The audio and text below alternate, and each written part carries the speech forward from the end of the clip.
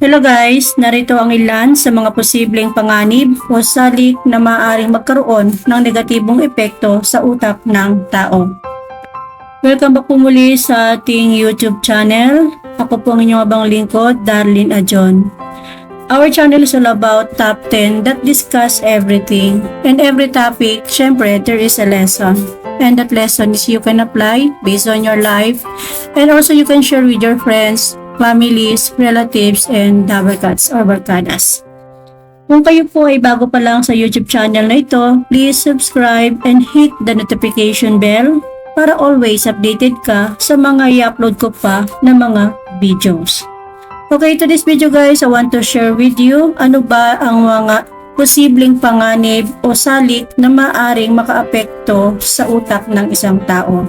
Stay tuned guys, huwag po kayong aalis para wala po kayong ma-miss. Okay, here we go. Ang utak ay ito'y wikang Filipino na isang organo sa ulo ng tao o ng isang hayop na may mahalagang papel sa pag-iisip at pangunawa, pag-aaral, pagtutuos at iba pang proseso ng kaisipan. Isa itong bahagi ng sistema ng utak o sistema ng nerbiyos na may malaking impluwensya sa paggawi at pagtugon ng isang individual sa kanyang paligid.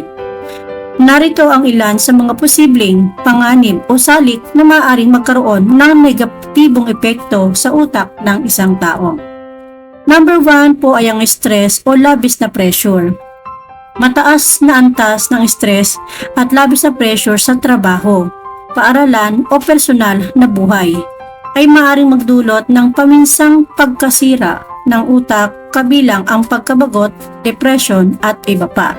So kumbaga tayo kapag sobrang stress, may tendency po na talaga masira yung isip natin o yung utak ng isang tao dahil sa kaiisip, dahil sa stress na kanyang nararamdaman o labis na pressure na kanyang nararanasan. Number 2, labis na paggamit ng droga o alak. Abuso sa droga o alak ay maaaring magdulot ng pinsalang permanente sa epekto ng utak ng isang tao na maaaring humantong sa mga issue tulad ng addiction, pagkabagot at cognitive decline.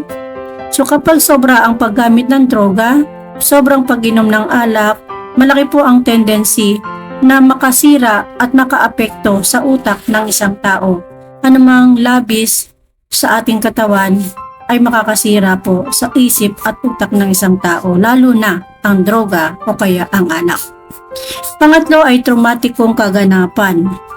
Ang mga traumatic na kaganapan tulad ng aksidente, pang-aabuso o digmaan ay maaaring magdulot ng pangmatagalang epekto sa utak, kabilang ang post-traumatic stress disorder at iba pang mental na karamdaman. So ang tao na nakakaranas po at nakaranas ng matinding pang-aabuso o nakaranas siya ng anumang bagay na hindi naging maganda para sa kanya, lalo na sa kanyang utak, tulad ng digma, tulad ng pangaharas, tulad ng pang-aapi o kaya ng pang-aabuso o paggawa ng isang bagay sa kanya, iyon po ay isang masasabing post-traumatic stress disorder na kung saan matagal po ang epekto sa kanyang utak nun.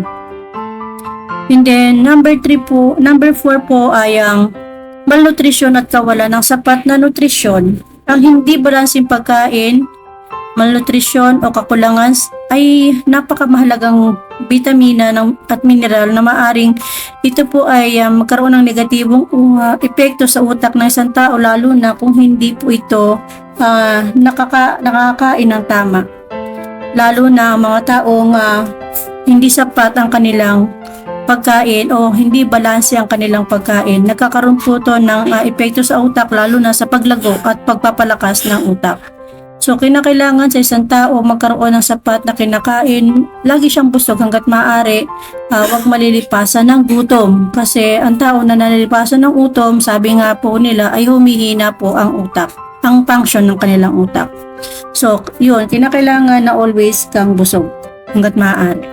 Kawalan ng physical, number 6, kawalan ng physical na aktibidad. ito ay kakulangan sa ehersisyo at physical na aktibidad ay maaaring magdulot ng mga epekto sa utak tulad ng pagkaantok, kakulangan sa enerhiya at hindi maayos na function ng utak. Ang taong hindi nag-exercise, laging naupo, laging nakahiga, laging ano man na hindi gumagalaw at hindi siya pinagpapawisan, hindi nagkakaroon ng magandang function ng ugat hanggang sa kanyang utak dahil sa ito ay naka-stack up lang. So kinakailangan ng isang tao gumagalaw-galaw din, pinagpapawisan at nakakapag-ehersisyo araw-araw. Okay, number 7 ay ang kawalan ng sapat na tulog. Ang kakulangan sa sapat na oras ng pagtulog ay maaaring makaapekto sa kognitibong function ng utak at magdulot ng mga isyong pang-emosyonal tulad ng pagkabagot at depression. Yung mga taong kulang sa tulog, no, at hindi sila nakakatulog ng sapat, ay nakakaranas sila ng pagkabagot, kuminsan naiinis, kuminsan naman mainit ang ulo nila kasi nga po sila po ay kulang sa tulog. So maraming tao ang nakakaranas ng ganito na sabi nga nila ay insomnia. Pag inaatake daw sila ng insomnia, talagang mahirap to silang makatulog. So, talakayin natin sa susunod, ano ba yung insomnia, paano ba maiwasan ng insomnia, at ano bang maganda sa insomnia, no? So, yun, maganda guys, stay tuned po kayo doon, sana sundan niyo po yun. Okay, so kinakailangan po ang sapat na tulog nang sa ganon magkaroon ng magandang epekto yon sa utak ng isang tao. Next po, number 8. Number 8 po ay social isolation. So, ang pagkakaroon ng kaunting social interaction ng isang tao ay maaaring magdulot ng epekto sa utak tulad ng pagkabagot, pagkabalisa, depression, at iba pa. So, ang taong laging gusto na lang niya na nag-iisa siya, ayaw niyang makihalubilo, nakakaranas siya ng depression kasi nga wala siyang sa kapwa, wala siyang pakikisalamuha. So, ang isip niya, nababagot siya at minsan nababalisa siya. So, yun ang epekto ng isang tao na hindi mahilig makipaghalubilo sa kapwa. At ang gusto lang niya is lagi siyang nag-iisa. So, hindi maganda ang epekto ng isang ganon, ng isang tao na wala siyang pakikipag-interaction sa bawat isa. So, mahalaga po ang social interaction.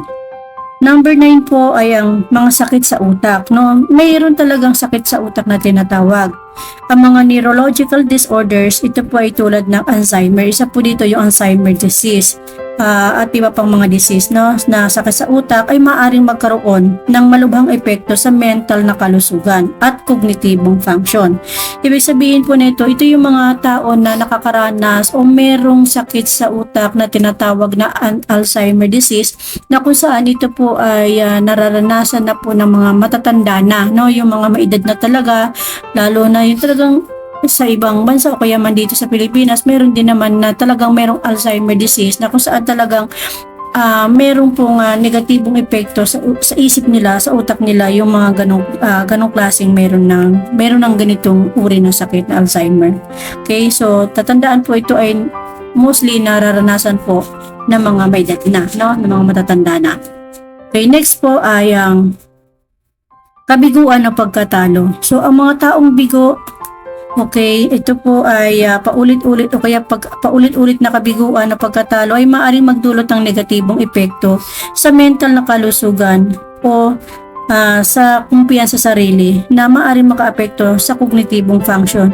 Dahil ang taong laging nakakaranas ng kabiguan o pagkatalo, ang nararamdaman nila ay lagi silang depressed, malungkot, balisa, at hindi sila nakakaisip ng tama kung minsan yung isip nila ay hindi masyadong nagpa-function dahil lang naiisip nila yung kanilang nararamdaman at yung kanilang nararanasan.